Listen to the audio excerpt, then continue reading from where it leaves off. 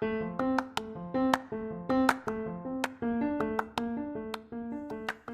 you, welcome to Sacrilegious Discourse. I'm husband. I'm wife. And together we're reading the Bible. Starting with Genesis and eventually ending with Revelations, we're working through every book and offering our atheist 2 cents. Or shekels. Yeah, those. We're asking questions and pointing out all the nonsense. We aren't academics or scholars. Nope. In fact, when it comes to religion, we really don't know anything at all. What we've learned so far is that God's a dick. Oh, he really is, isn't he? If you're interested in how we reached this startling conclusion, maybe start from episode 1. Otherwise, jump in anywhere. It's all good. Yep.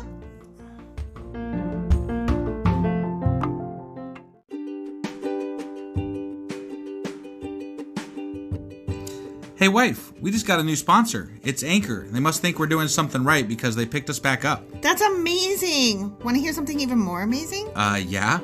I actually know what they are. You are full of shit. I'm calling your bluff. Tell me about Anchor. Okay, so Anchor by Spotify is the easiest way to make a podcast with everything you need all in one place. I'm actually surprised you knew that, but did you also know that Anchor has tools that allow you to record and edit your podcast right from your phone or computer? Yes, because I see you do that on your phone all the time and it looks pretty simple. It really is, and when hosting on Anchor, you can distribute your podcast on listening platforms like Spotify and Apple Podcasts. But I use CastBox. Yeah, darling, I know you like CastBox. It gets distributed there too, and lots of other platforms as well.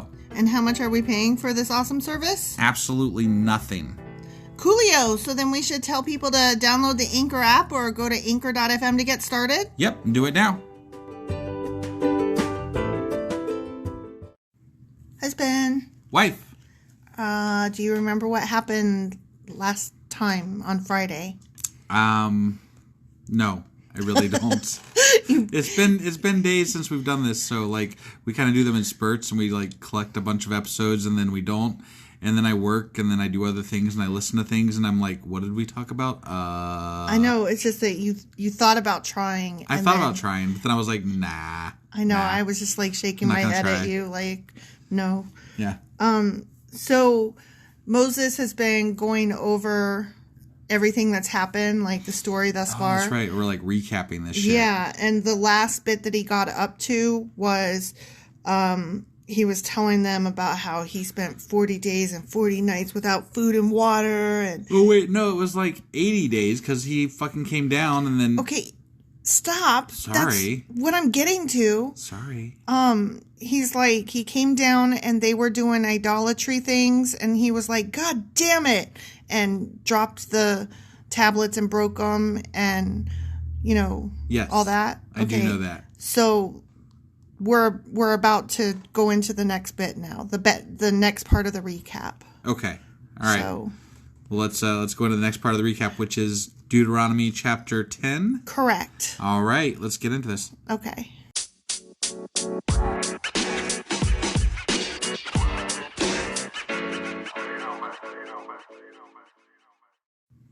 Okay, so Deuteronomy Chapter 10. Okay. The second tablets of stone. The second. This is like a sequel of tablets. I know. It's just, I still go back to when we first read this and I shit my pants because I had no idea that there was a previous set. I had seen things where, like, I'd seen cartoons where, like, tablets were broken and stuff, but I didn't know that it was, like, actually a thing from the Bible. I thought it was just a joke that, like, they had broke the tablets or something. Like, oops. Well, no, usually in cartoons when you see them broken, it's in reference to when Jesus comes, he is supposed to be what broke the tablets. That's not a reference to, oh, by the way, this is a second draft. I don't know. Okay. I'm telling you, like the Old Testament and the New Testament, Jesus is supposed to be the bridge between them. And so... Right, I get that. So... But I don't feel like that's where the cartoons that I was seeing were... I don't feel like that's what they were referencing, honestly. Well, I think you're wrong. But you didn't see the cartoons that I saw, so how would you know? Because I've seen cartoons with the broken tablets, and you just assume that they're the same fucking one. I did assume they're the same fucking one. Well, did it ever occur to you that you might be wrong? Never. Not even once You know what? I already knew the answer to that, and I already knew the answer was it never occurred to you that you were wrong. Because I'm seldom wrong when I'm arguing with you. Why are you laughing? It's true. I'm almost always right. Our audience knows I'm right. Okay. How many times have I called you out as being wrong on this podcast? How many times have you been wrong on this podcast? Probably quite a few, but I'm just like, yep, that was probably wrong. I'm almost always right. But sometimes I admit it, and I'm still right. I find out later, and I'm like, no, wife was wrong. No, yeah. I'm not having that. Okay. All right. So anyways. No. Anyways. No.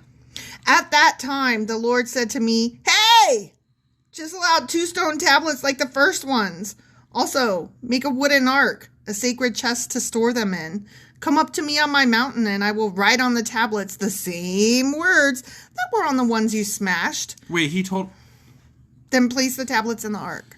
That sounds a little flippant. Like, I know. Just like offhandedly, yeah, make an ark and make a this, and then come on back up, man. Yeah, we'll do this again. Yeah, I'll just rewrite them for you. I'll see you on Tuesday, okay? Yeah. All right. Yeah. It does sound a little flippant. And it wasn't exactly a wooden fucking ark. There was a lot more to that fucking... Do you remember what's involved with that fucking ark? There was like entire chapters. Oh my God. Around It was awful. The units of measurement. And on the north side and the east side and the west side and the south side. Ark can just, kiss my fucking ass. The upside and the underside. Yeah. Yeah. So I made an ark of acacia wood and cut 2 stone tablets like the first 2. Then I went up the mountain with the tablets in my hand. He made the ark. Apparently he made the ark. He made the ark? He made the ark. That's not what I recall exactly. It took him a couple seconds. Yeah, he just made the whipped ark. It out. Yeah. Wait, no, that's a different thing. You ain't right. Once again, the Lord wrote the 10 commandments on the tablets and gave them to me. They were the same words the Lord had spoken to you from the heart of the fire on the day you were assembled at the foot of the mountain. Says Moses. Then I turned and came down the mountain and placed the tablets in the Ark of the Covenant, which I had made, just as the Lord commanded me. And the tablets are still there in the Ark, period. I'd like to know where this thing is. Didn't you see Indiana Jones? Indiana Jones, yeah. It's in a warehouse. Right. Duh. Probably Warehouse 13. Warehouse 13. Yeah. There it is. That's where it's at. Oh, we have a parentheses. Ready? Okay. Footnote. The people of Israel set out from the wells of the people of Jachan and traveled to Mosera, where Aaron died and was buried. His son Eleazar ministered as high priest in his place. Then they journeyed to Gudgoda, and from there to Jotbatha, a land with many brooks and streams. At that time the Lord set apart the tribe of Levi to carry the ark of the Lord's covenant and to stand before the Lord as his ministers and to pronounce blessings in his name. These are their duties to this day. That's like recapping. Like, we went through all that in so much detail in the Bible already, and they just recap it like it's nothing. It's a footnote. It's a parenthesis. It's a parenthesis. I'm still in the parentheses. But hold on though. But like what you just covered just there, that was like painful chapters and chapters and chapters of bullshit and that we had to read through, and they're just like, here's a quick parentheses. By the by, I mean, aren't you glad they're not repeating it? I am. Ad nauseum? I am. But I'm a little irritated too. Right. Like, this is all it took, guys. Yeah. This is all we needed. That is why the Levites had no share of property or possession of land among the other Israelite tribes. The Lord himself is their special possession, as the Lord your God told them. End parentheses. As for me, I stayed on the mountain in the Lord's presence for 40 days and nights, as I had done the first time. And once again the Lord listened to my pleas and agreed not to destroy you. I have to ask one question. And this is going back a step here. Okay. But was the ark, as we read it the first time, was it built between the first trip up the mountain and the second trip up the mountain? Because I felt like it wasn't. I felt like it wasn't, but I could be wrong. I felt like it was made after he came back down the mountain with the second draft. Yeah, and then they killed the 3,000 people and then, building a fucking ark for it. Right. That's what I thought, Only it wasn't Moses, and it was fucking way involved. So, yeah. I mean, there was, like, artisans and all kinds of shit. Right. And it took many days, not just a couple minutes. I'd say more than days, but okay, yeah. Right. I mean, the way they're making this sound is just like it's nothing, and I'm like, no, I labored through that section in the Bible. You're making this seem like I didn't have to, and I didn't have You're to, a little but put we did. out. You're So, a little put out. I mean, I'm a little angry about that. Yeah. That's what you're angry about. Well, today. Today. It could be something else in another sentence. I mean, or this two. could get much worse. Yeah, So you want to? I just said it could be something else in another sentence or two. Yeah, you want to like? I'll rein it in. I'll rein in my anger here. Yeah. Then the Lord said to me, "Get up and resume the journey and lead the people to the land I swore to give to their ancestors, so they may take possession of it." Okay. Okay. Next section: what God requires. And now, Israel, what does the Lord your God require of you? He requires only that you fear the Lord your God and live in a way that pleases him and love him and serve him with all your heart and soul. Is that all?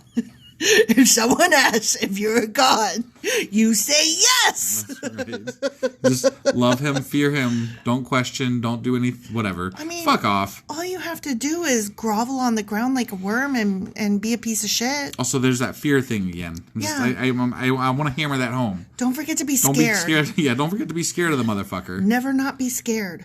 And you must always obey the Lord's commands and decrees that I am giving you today for your own good, because you don't have free will. Well, I mean, yeah, sure. If you give up but you die. But if you give up your free will, then you get to go to heaven. Maybe, if I don't kill you first, because I'm capricious. Sure. Look, the highest heavens and the earth and everything in it all belong to the Lord your God. Yet the Lord chose your ancestors as the objects of his love. His love. I mean, yeah, he chose. You remember when he chose Noah? He killed everybody else. Yeah, literally.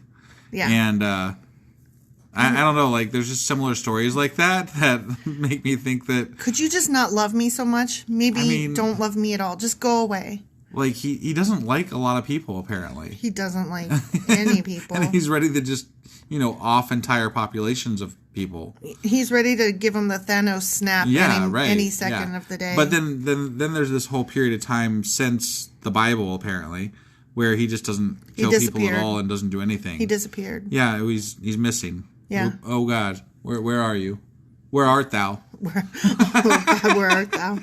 And he chose you, their descendants, above all other nations, as is evident today. Except that he didn't, though, because he had his hand over other peoples as well. According to his own story. Right. He had other people that he was like, don't take their land, for they are under my protection too.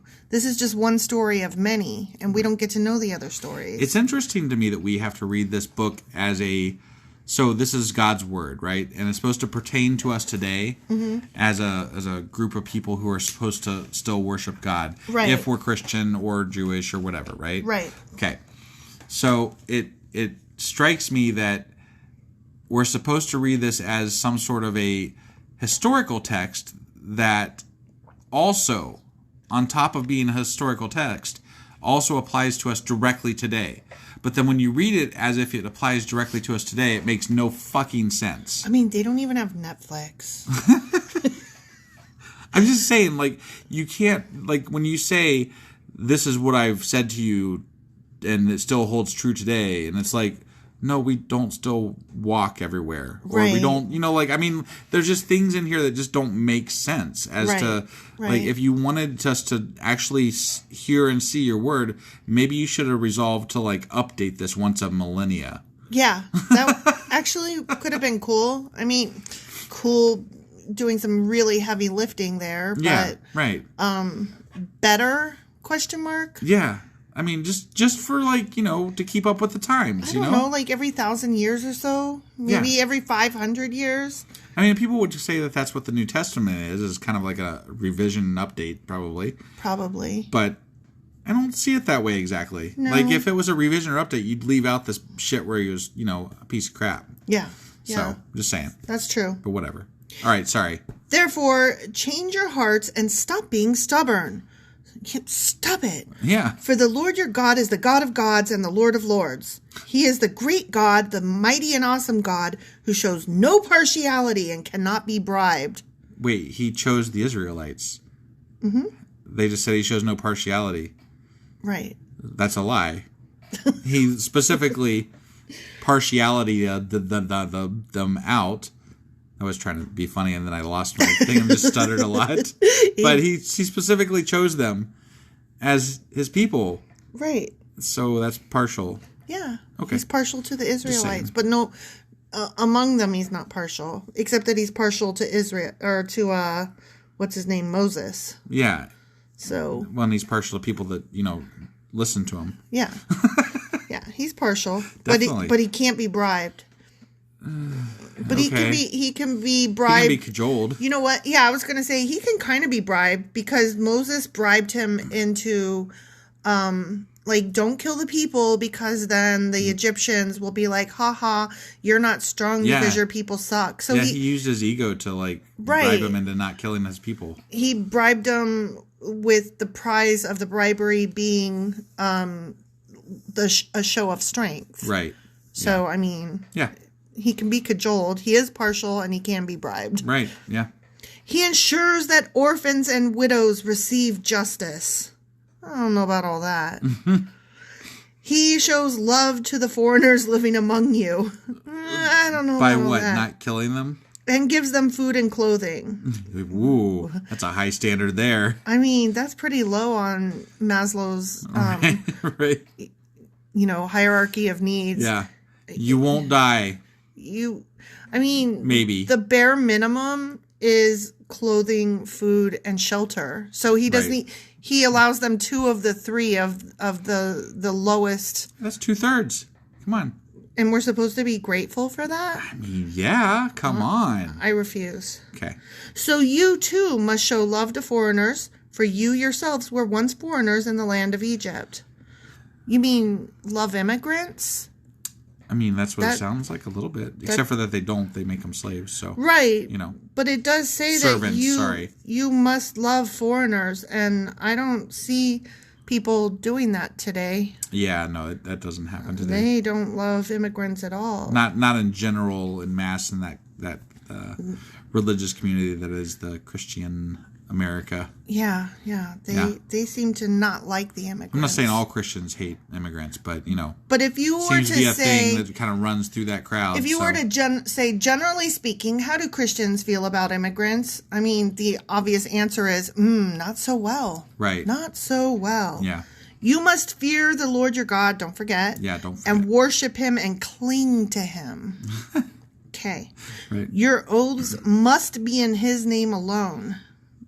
I wonder if that involves your what must be in his name alone? Your oaths? Oaths. Okay. Oaths. Got it. When you make promises and swears. Got it. He alone is your God, the only one who is worthy of your praise, the one who has done these mighty miracles that you have seen with your own eyes.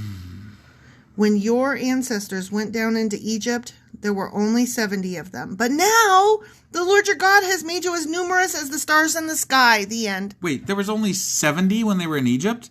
We're talking about 70 people.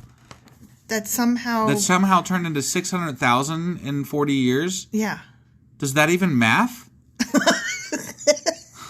That doesn't sound right to me. Unless they gathered... They would have been having to fuck like crazy. Like rabbits? I mean, seriously, that's a lot of fucking people. Maybe they gathered followers like the Moabites and all them. Like, maybe they gathered followers along the way? I don't know, but this all happened because of 70 fucking people? 70 people made this religion last thousands God of killed years. all of Israelites' firstborn for 70 fucking people. Yeah. And then those 70 people within... Actually, it was at the beginning of Numbers that there were 600,000 of them, and they had just come from Mount Sinai. Right. Which was only like days out. Like, this is complete and utter bullshit. Like, yeah, I don't know. That doesn't make any fucking sense. Well, and they definitely didn't become as numerous as the stars in the sky. No, but we've already talked about that.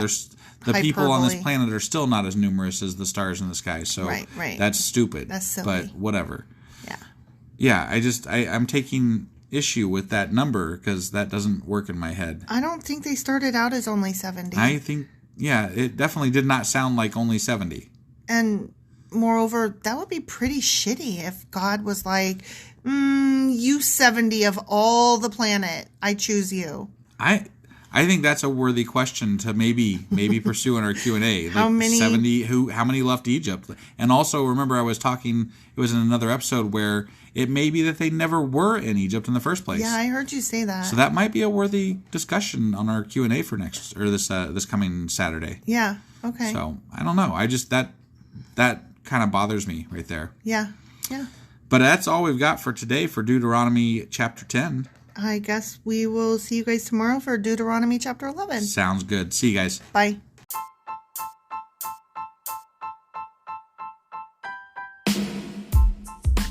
Hey, wife. Yes, husband. Did you know that we are now on Patreon? Yes, because you told me, but also, no, tell me more. So we're on Patreon now. Are we? We are. And our supporters can go there and support us. And we have multiple levels all the way up to You Killed God. That sounds really drastic and escalated quickly-ish. Well, no, there's multiple levels before there. So it escalates on a sliding scale of, cheap to not cheap. Oh. But, we can definitely use any amount. So, like, any support is always appreciated. So what exactly is Patreon? It's a place where you can show your support for our podcast. And just our podcast? Any podcast or any performer. But, we're the ones that, you're listening to right now. So maybe you should, support us. That'd be awesome. That would be awesome. But we love you anyway. So all you got to do is go to Patreon, look up Sacrilegious Discourse. It's actually patreon.com/Sacrilegious Discourse is our actual main page there. So head on over and send us some love. Yeah.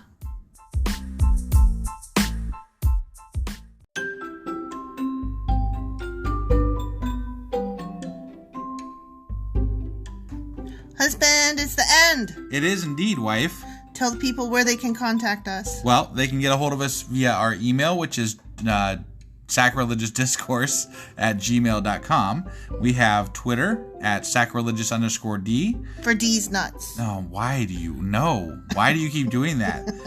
Ugh. All right, we have a Facebook page, an Instagram page, and a Pinterest page. But if you really want to get our attention, Twitter's where it's at. Twitter is where you're at. Yeah. And they should also review, like, and subscribe, yeah? Definitely. Apple Podcasts reviews help us out tremendously. And we also can use your support on Patreon, which is a great place to support us as well. That would be at patreon.com/Sacrilegious Discourse. Don't forget to say thanks. Thanks. Okay, bye. Bye.